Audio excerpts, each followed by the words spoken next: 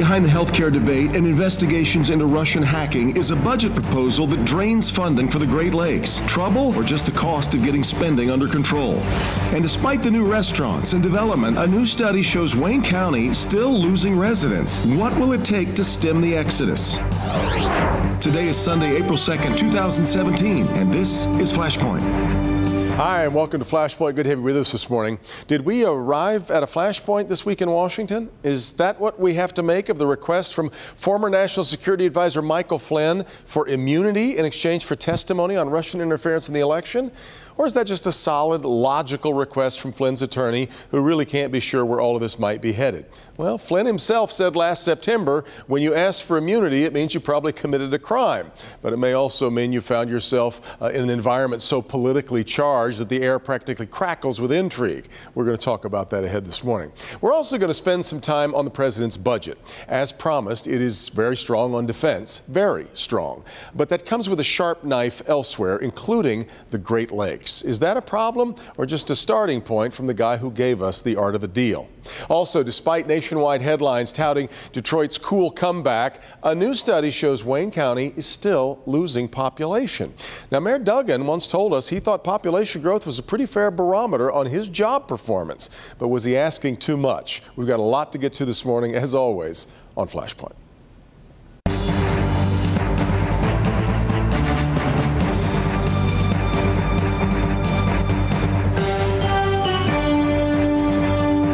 All right, as I said, long list of topics today and almost no chance of getting to all of them, but let's give it a go. President and CEO of the Detroit Regional Chamber is back with us again. Sandy Barua, the Civil Rights Chief for the City of Detroit. Portia Roberson is here. Chastity Pratt-Dawsey back with us from Bridge Magazine, in fact, author of a piece that we're going to be discussing here a little bit later on this morning, and the business columnist for the Detroit News, Daniel Howes, with us again. Sandy, I'd like to start with you as a veteran of a couple of administrations who spent a little bit of time in Washington. Let's start with the week in the nation's capital. What do you make of all this? You got it all figured out? So regarding Flynn, so there's three ways to look at the Flynn situation on Russia. One, yes, it is a reasonable request because it is such a partisan atmosphere right now to ask for immunity, right? The second way to look at it is that, well, gee, he, as you said in your opening, he's the guy who said, listen, if you're asking for immunity, it means you're probably guilty of something. President Trump also said that during the election. It's amazing what Donald Trump said when he was running it as opposed to what he's saying today, but we can get into that later in the show. Okay. But the final thing to really think about regarding this Russia thing, now, obviously, there's tremendous amounts of smoke here on the Russia connection. My gut tells me that there's something there. The ability to prove it is something that's going to be very, very difficult. But you have to understand that all the trails for these potential ends end in Russia. We don't have the ability to depose people in Russia. We don't have partners in Russia, clearly, in the Putin administration to get actual factual data from them in terms of what happened and what transpired. So this is going to be a much more difficult investigation than the anti-Trump folks think it's going to be. Attorney Portia Roberson, I found it really interesting for Michael Flynn this early in the process to run out and start talking about immunity, reminding me a little bit of like if you walk into a room and you find a broken vase on the floor and while you're trying to figure it out, your kid comes in and goes, I didn't hit it with a hammer. Exactly. So it's a little, the timing of all this, it seems very early in the process for us to already be here. Well, yeah, I mean, things are happening constantly in this administration. I mean, we're, 9 weeks in, and it feels like you can almost not take in all the things that happened over the last 9 weeks. I think Flynn is interesting because, again, like you said, he said, if you ask for immunity, you're probably guilty. The president, he agreed with that, of course, when it came to Hillary Clinton. Now, all of a sudden, there's purpose in asking for immunity. And I think he asked for it very quickly because he knows what he can share with everyone. And I think there are probably a lot of people who didn't sleep so well in D.C. this week because they know what he's going to share about them as well. Well, as his attorney put it, he's got a story to tell. Daniel, you and I both spent a fair amount of time in Russia. And back to Sandy's point, trying to find what's buried back there is tricky business. I don't know if that's really the point. I mean, yeah, it would be great to know that, but what you're seeing here is something that Russians have done for decades. This goes back to the KGB, to even the Cheka at the beginning of the revolution. What strikes me about this administration, I think they have something in the basement where they manufacture clubs to give to people to beat them. I am astonished at how they continue to get themselves in these problems. And look, my gut agrees with Sandy that ultimately I think you're going to see some things here that probably are not going to be good. I think the thing that was the most interesting this week was the testimony before the Senate Intelligence Committee by an FBI agent who talked about the use of Russian active measures, which is a way that the Russians for decades have gone into Western democracies and tried to manipulate public sentiment. The Soviets did it in the nuclear freeze movement in the early 80s during the Reagan administration when they were trying to deploy missiles in Europe.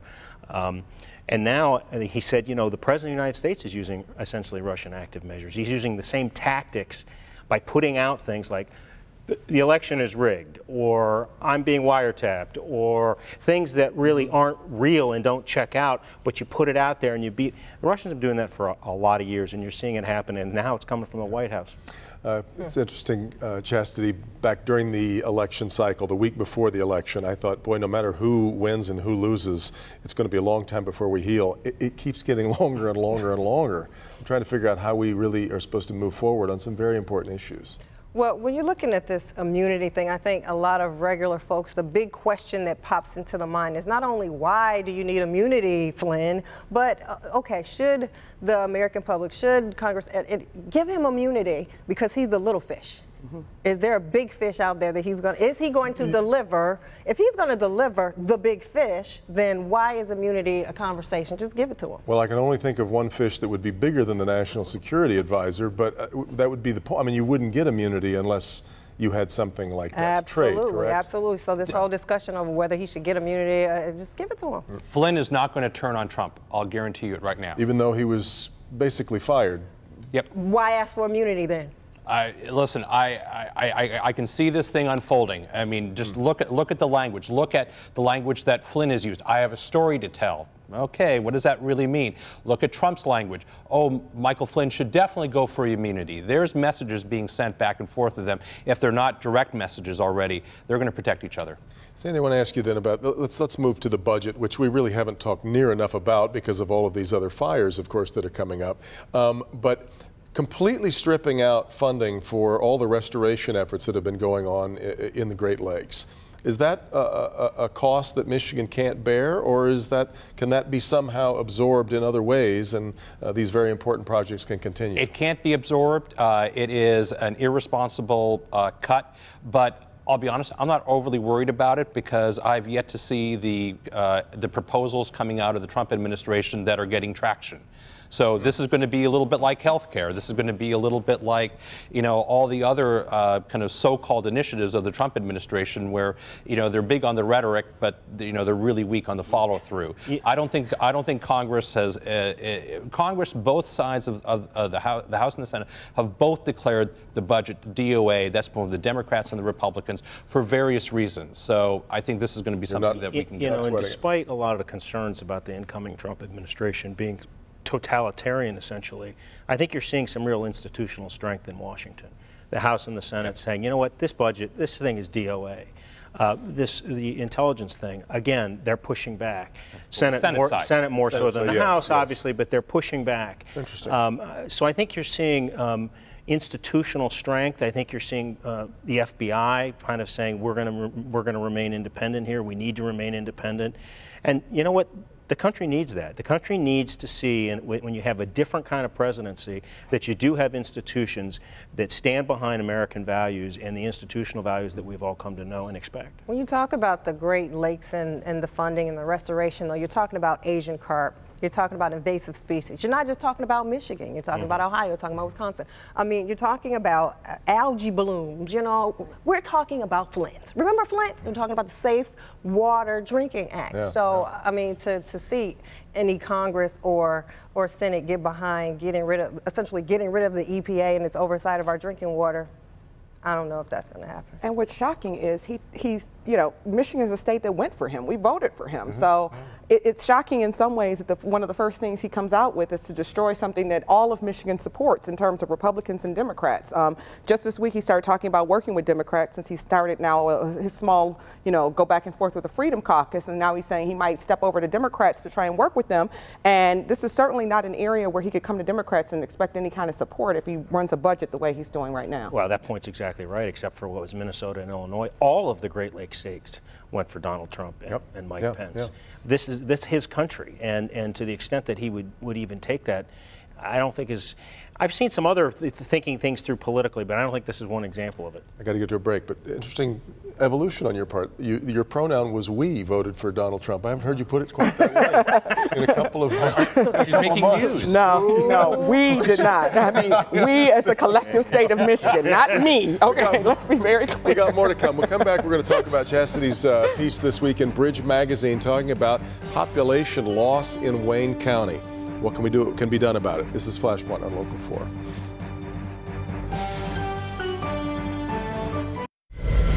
Flashpoint is brought to you by DFCU Financial.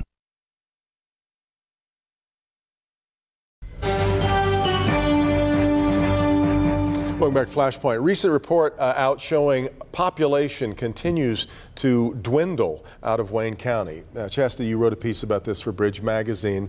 Going back to 2010, you kind of map it out. It's about 10,000 a year that we're still losing. Now, I want to caution against connecting that to Detroit necessarily, because the county is obviously a much bigger proposition. But what's happening?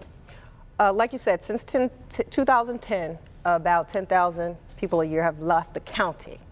Now, that's important for Detroit because 60% of the county's loss is usually people from Detroit leaving. Now, the actual Detroit numbers, the census numbers won't be out until May. Right, the census estimates for Detroit's population loss won't come out until May. But what we got last week was the county's estimated population numbers, which shows that about 7,000 people left the county. Now, I know the mayor really wanted this to be the year, 2016 to be the year that we saw a population increase, but it's very unlikely. It's I would almost say impossible for 7,000 people to have left Wayne County in 2016 and none of them to have come from Detroit. It's just not likely. Yeah. So we will see another year. 2016 is going to be another year where you have seen people leaving Detroit. I mean, it's been 60 years now. Now, the good news is the decline is slowing. In 2015, only 3,000 people left the city. Daniel, does this seem to you just, it's of course necessarily lagging all of this good news, it just hasn't caught up yet? Well, yeah, I think that's a very fair point that it is lagging. I think the other question that I would raise is to what extent, and I don't know, maybe you've done some work on this, to what extent new housing being developed in the city, what kind of units are coming online, and do you think that's going to have an impact on the inflow? That was probably one of the reasons why the mayor was so optimistic for the numbers in 2016. You see a lot of new housing. We know Midtown, downtown, but what we're seeing, those are single family households. Those are single people moving in, and when you look at that against families with school-age children still leaving, you know, there's a net loss there. Do you have any sense as to whether is it crime driven or is it more education driven?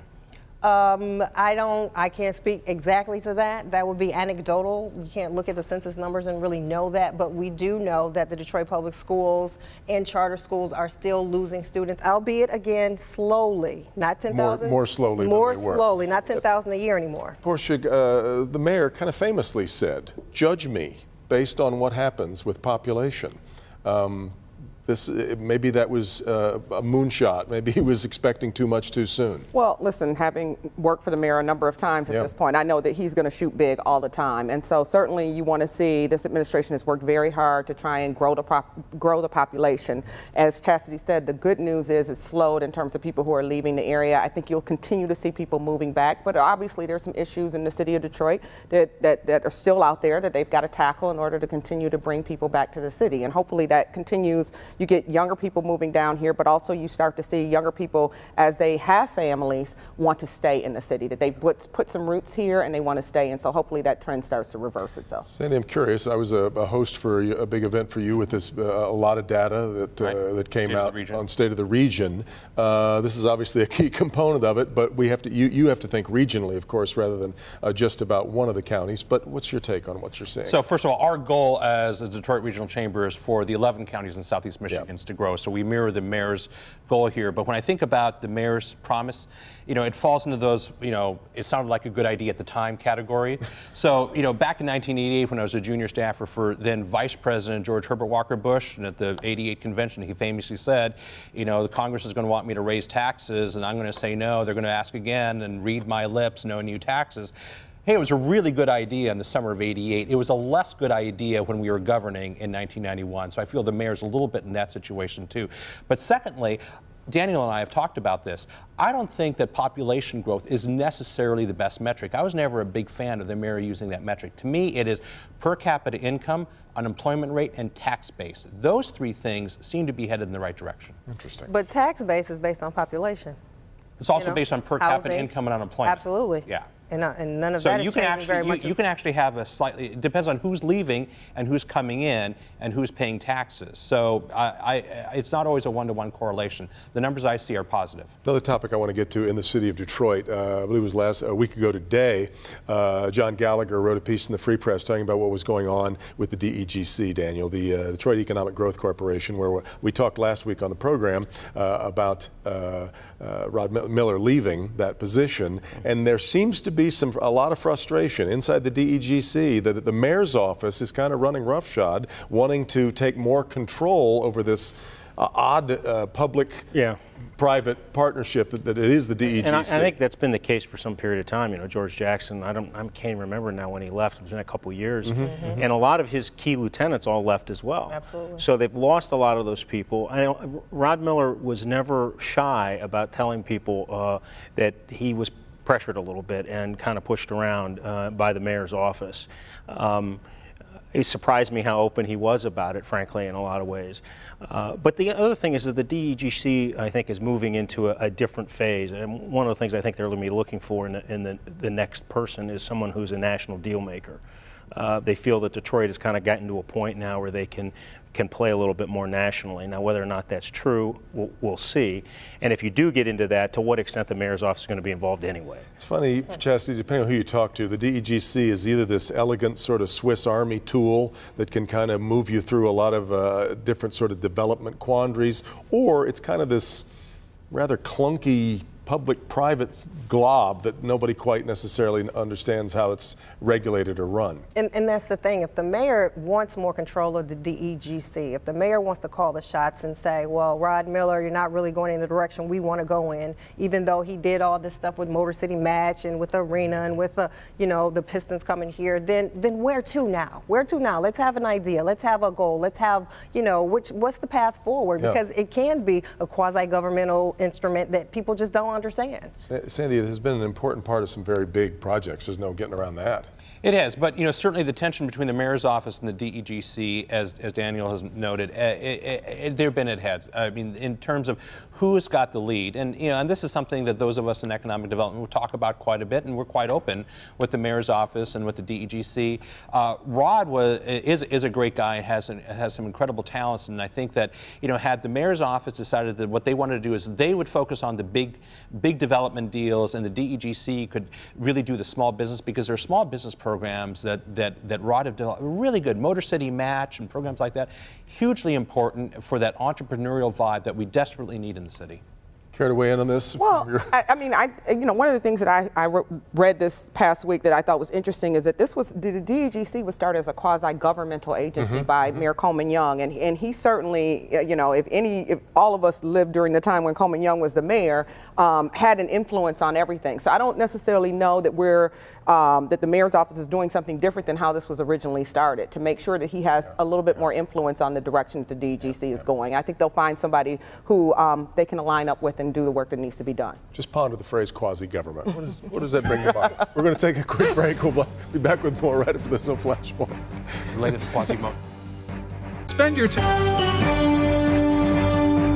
Welcome back to Flashpoint. One last topic that I wanted to get to, Chastity. It's really interesting now that we've got this search continuing for the new superintendent of Detroit schools. We had the NAACP come out because we lost one of the 3 finalists, withdrew his name. And you've got the NAACP saying, no, this is too fast, too small of a list too soon. And there's still a lot of resentment over the fact that Alicia Merriweather, the current acting superintendent, isn't one of the finalists. This is fascinating to me because she was sort of state imposed, brought to us by Judge Rhodes. I'm trying to think of the last time that Detroiters were fighting to keep the state-imposed person in anything. I can't, not ever. No, no. Not ever.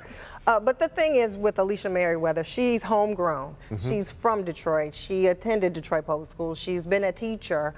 And, you know, she has a lot of just sentimental and emotional attachment, and people believe in her as a teacher's, you know, advocate.